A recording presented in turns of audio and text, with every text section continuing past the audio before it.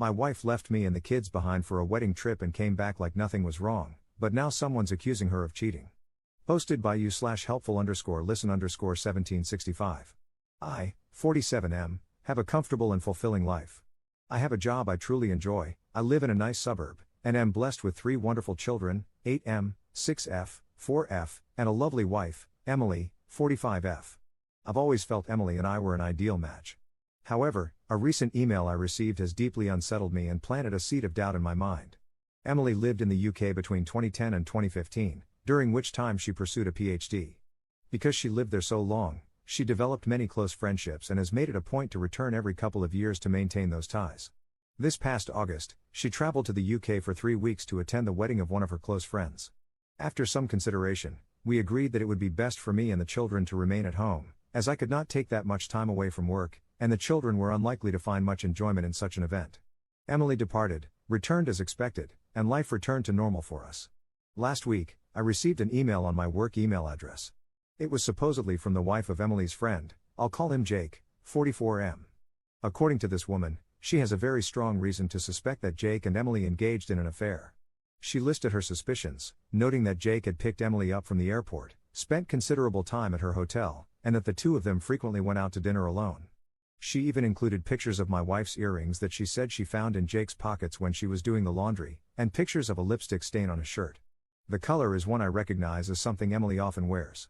There is some other evidence she listed, but for the sake of conciseness, I will not include it here. All this was a lot to absorb, and for a while, I thought it was some sort of joke, so I tried my best to ignore it, but it kept coming back into my mind. I remember that before her trip, my wife would talk to all her friends there. I don't know if this email is influencing my memory, but I think she probably spoke with Jake the most.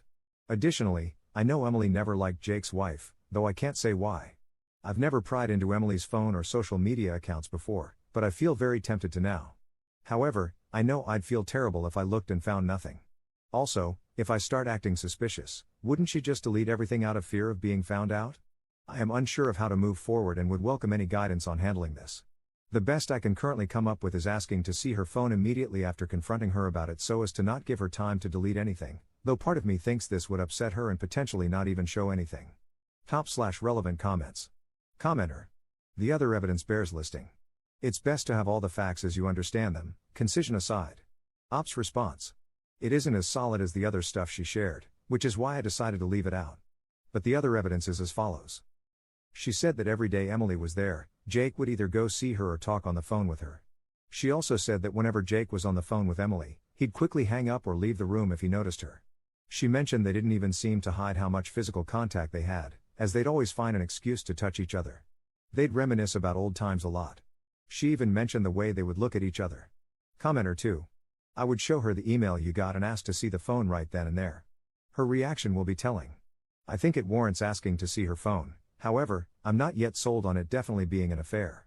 The lipstick stain proves absolutely nothing. She could have found or taken the earrings from somewhere else. How certain are you that they are actually your wife's, and the rest you put in the comments is purely just her word? She might just be causing trouble.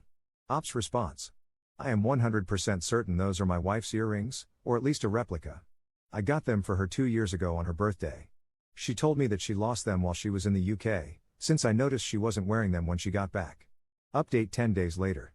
A few hours after sharing my first post, I confronted Emily. She confirmed my fears. She claims she's in love with Jake and can't live a lie any longer. She still claims to love me and the kids but says she can't stay with us any longer. According to her, she was waiting for a better time to tell me and the children.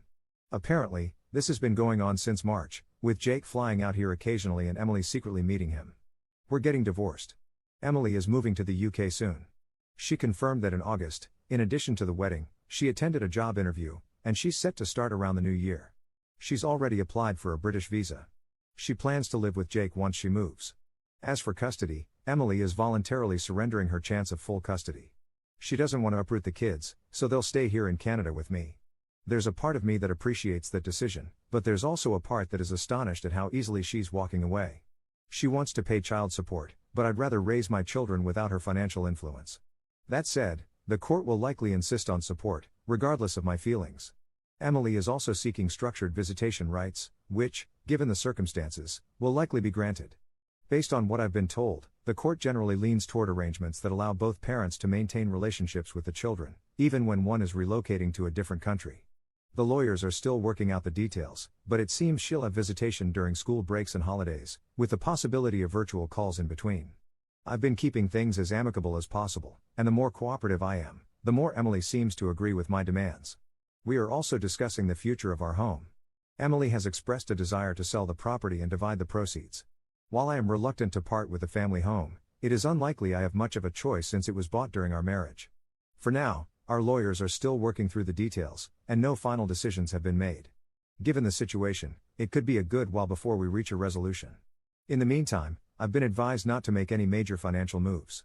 As much as I want to stay here with the children, I know selling is most likely inevitable. As of this writing, Emily is in an Airbnb, and Jake has flown here to stay with her. They plan on traveling to the UK at some point in the near future. My lawyer tells me that adultery isn't grounds for special treatment when it comes to custody or property division.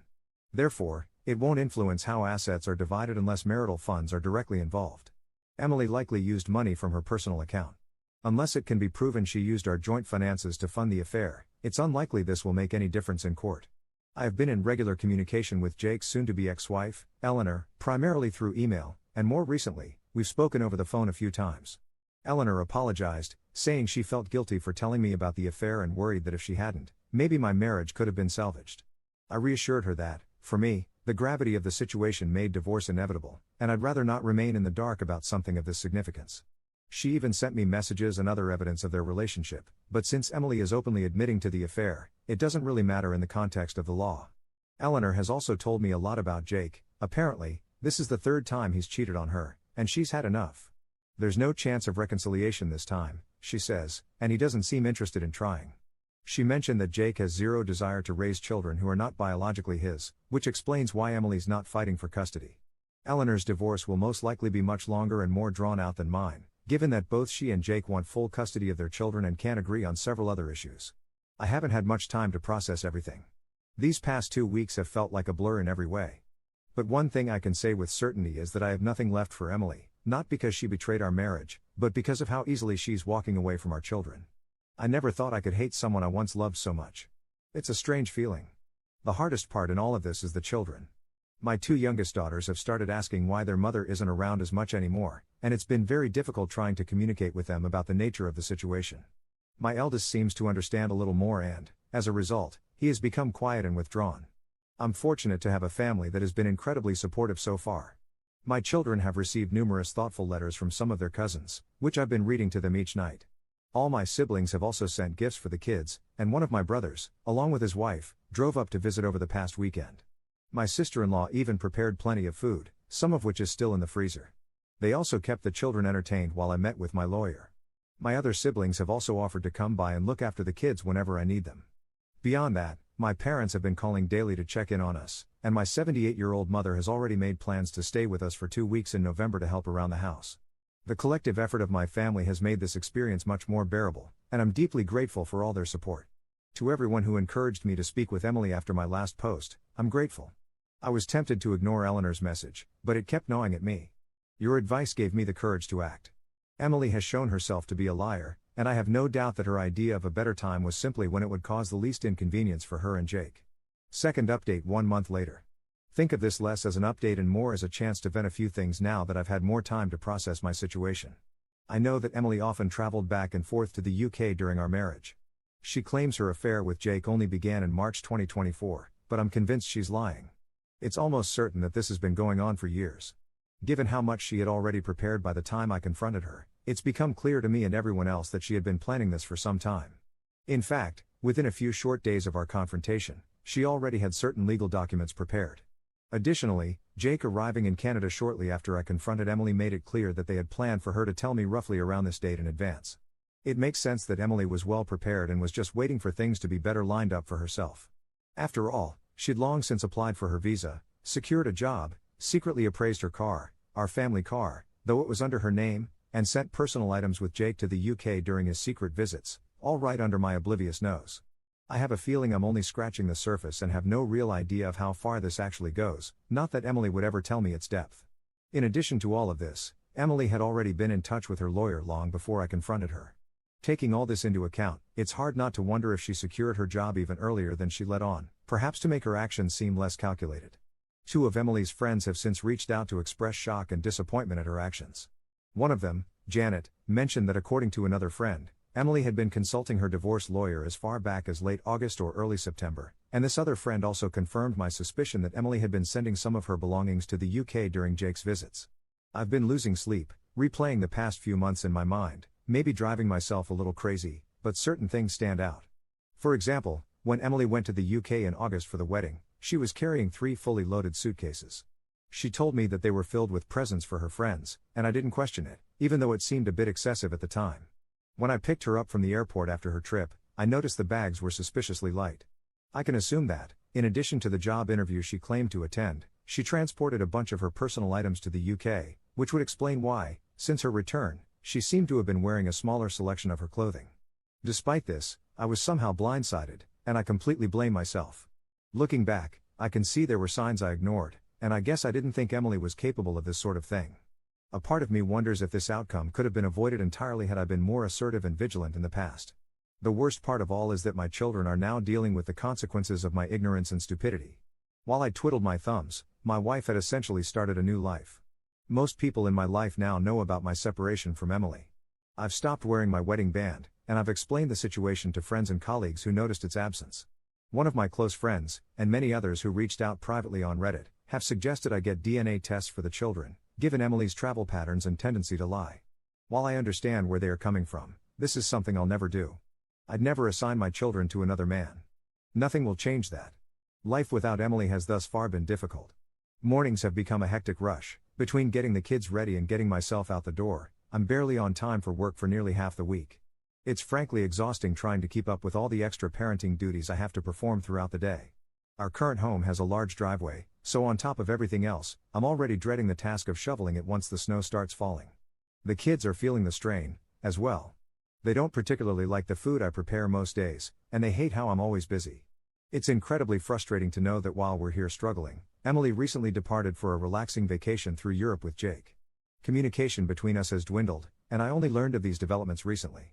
I have no idea if she plans to return to Canada after her vacation or settle directly into what will likely be a very comfortable life in the UK. On a more positive note, I was able to get the kids to see their doctor recently. She gave me a bunch of useful resources and advice. She placed an emphasis on how time and clear communication were the most important factors for their adjustment. While I'm optimistic, I'd be lying if I said I wasn't worried. It's still early, I know, but they remain quite upset about the entire ordeal and act out regularly as a result. It is abundantly clear that they're having a hard time adjusting to our new reality. Throughout all of this, my family has been a tremendous support. My mother arrived as promised early last week, and things have already become significantly easier. The kids enjoy her cooking and spending time with her. Her presence has also freed me to handle other tasks. Whenever the divorce is finalized, I plan to designate my eldest brother and sister-in-law as legal guardians for the children. They live relatively nearby and have already agreed to take on that role if needed, which brings me some peace of mind. However, I highly doubt this will be any time soon. Given my much busier schedule and Emily dragging her feet before traveling, the whole process has slowed to a snail's pace. One of the hardest aspects of all this has been making decisions about our family home. After considerable thought and speaking it over many times with my family, I'm leaning towards selling at this stage. Emily has already offered me a bit more than half of the proceeds since she sold our SUV right before leaving the country. My lawyer has noted that selling the SUV before we finalized anything was premature on her part, considering I contributed significantly, 40%, to the purchase. He thinks I have strong grounds to seek reimbursement elsewhere in our asset division, which aligns with Emily offering more of the house. Getting more than half seems fair, given that I contributed about 65 to 70% of the down payment and monthly mortgage payments. As I mentioned above, the family SUV was registered in only her name. However, I covered about 40% of its cost, so it's frustrating she sold it unilaterally. As I've learned over the past several weeks, my sedan is too snug for the kids and inconvenient for my mother to duck in and out of when she runs errands. Therefore, I'll need to trade it for something larger. In return, Emily has graciously insisted I keep the furniture and appliances, the least she can do, I suppose. As much as part of me would like to stay in our current home, it's probably better for us to move. Part of me hopes this will help us avoid future interference from Emily, though in reality, she's just as likely to interfere no matter where we are. I've been looking at townhouses closer to my place of work, which would cut down my commute and place us near a well-rated school. However, My sisters brought up that moving the kids now would mean changing schools and losing their friends, which would be yet another big change for them. An alternative option is that we move to a smaller, more manageable house close to our current one. This would reduce my workload and allow the kids to stay at the same school. Regardless of which option we choose, the idea of a new home without Emily's memory is appealing. Our current home's location is yet another example of how foolish and short-sighted I've been. Its location was much more convenient for Emily's commute compared to my own. It worked out for a time, as the children's school was close to Emily's work in case they needed her during the day, but now all of this is useless as my place of work is rather far. I've heard nothing from Emily's family, and frankly, I have no interest in reaching out. As for Emily's future with Jake, I don't wish her relationship to fail. The longer her life is stable, the less likely she'll disrupt ours. But I take solace in knowing she remains unaware of Jake's infidelity history. I don't feel any moral obligation to warn her about Jake's character, and Eleanor feels the same way. I've made a point to check in on Eleanor regularly. She doesn't have the same family support I do. Her immediate family is charmed by Jake's ample wealth and believes that she should do whatever it takes to keep him, even though it is clear that neither he nor Eleanor wants reconciliation. Third update 1 month later. Hello, the main purpose of this post is to clarify a few things that have come up in my personal messages. I appreciate the concern and will use this opportunity to address many of these points at once. First, I'm still very much adjusting. I've accepted the situation, though I still feel bitter about it now and then. I'm adapting, and while some days are worse than others, I'm managing. All in all, my situation doesn't feel as overwhelming anymore. The kids are still adjusting. They're resilient, but they've been dealing with a lot. I'm considering enrolling them in a program designed to support children of divorced parents. I just need to find the time to properly research it once my work calms down a bit. On the topic of household dynamics, some people who have been messaging me seem to think that Emily was overburdened with chores and that somehow justified her decisions. To remove any misunderstandings, before everything fell apart, the split on household chores hovered around 60-40, with her handling the larger portion. In contrast, living expenses were covered roughly 75% by me and 25% by her. Not to mention, Emily took far more solo vacations than I did, and I guess we all now know how those went. Also, yes, I know how to cook. I've always been a health-conscious person, which meant the kids often preferred the way Emily prepared meals. Despite the many private messages suggesting otherwise, I still have no intention of DNA testing my children. Emily has settled into an apartment owned by Jake. I'm not sure if I mentioned this before, but apparently Jake owns an apartment in the city to avoid commuting during the week. According to Eleanor, he'd stay there and go back to his house on weekends to be with her and the children. Since his most recent affair has come to light, he's been living there full-time and only comes to the house to see his children. Eleanor also mentioned the apartment is the same place where he carried out his previous affairs, which is fitting, I guess. In other news, I finally replaced my sedan with a larger car. I spent much more than I probably should have, but it's been one of the few things bringing me joy lately. Lastly, many people have been messaging me to suggest that I have some sort of moral obligation to warn Emily about Jake's previous infidelity and the chance he may cheat on her. I don't think this is my responsibility. Maybe Emily already knows and just doesn't care. Fourth update 2 months later. I've decided to make a quick update, as many people have been asking how the children and I have been faring. I apologize for not being able to do this sooner, as my current schedule does not allow much free time. So far, things are a bit better. Life has become easier since I hired a nanny to help around the house and with the children. With her handling a sizable portion of the weekly chores, I've been able to focus more on work. I do enjoy my job, but lately, I've been putting in longer hours to keep our finances in check. Between legal fees, the nanny's salary, and a car I probably spent too much on, my expenses have been adding up fast. The longer hours mean I see less of the kids, but I tell myself it's temporary. I try to make time for them on the weekends I'm not working, but even that's been difficult. They're adjusting slowly, though I know it'll be a long time before things feel even relatively normal, if they ever do. I'm still figuring out where we'll live long term. At this stage, the house will almost certainly be sold, and I want a place for myself and the kids that has no connection to Emily. Over the past few weeks, I've been speaking with Eleanor less and less. Part of it is my schedule, but mostly, I just don't see the point. Talking to her only reminds me of how good I had it before. The most important and annoying reason, however, is that Eleanor has decided to remain with Jake. She claims that he respects her, somehow, and has shown commitment to their family despite still being with Emily. According to her, he has demonstrated this commitment by prioritizing their children over his new relationship and by respecting her space. It is jarring, considering how just a few months ago, she was adamant about going through with the divorce, yet now, she's cancelled these plans entirely. Then again, maybe I shouldn't be surprised. By her own admission, this isn't Jake's first affair, and she's always forgiven him in the past. Emily still lives in an apartment Jake owns, while Eleanor remains in the family home with her children. Jake splits his time between the two, staying at the apartment during the week and coming home on weekends and sporadic weeknights. At the very least, Eleanor has made it clear that Emily isn't allowed in the family home, and Jake seems to respect that. Emily rarely calls the kids during the week, and when she does, the conversations are brief and she tends to whisper a lot. Since these calls take place rather late in her time zone, I imagine she doesn't want to disrupt Jake's sleep. On weekends, when Jake is with his own family, Emily makes more of an effort to talk to the children. However, these calls haven't been particularly long either, as I have felt they shouldn't interrupt the time I planned with the children. All of this is still very much a work in progress, which hopefully will get easier as time goes on. While a part of me is still shocked by how things turned out, I think I have largely woken up to this new reality. Top/relevant comments. Commenter. The ex-wife's AP must be as smooth as silk to still maintain his wife, whom he's cheated on 3 times, and still snag Op's ex-wife. I think the blessing in disguise is that the ex-wife blew up everything for a man who will never be loyal to her.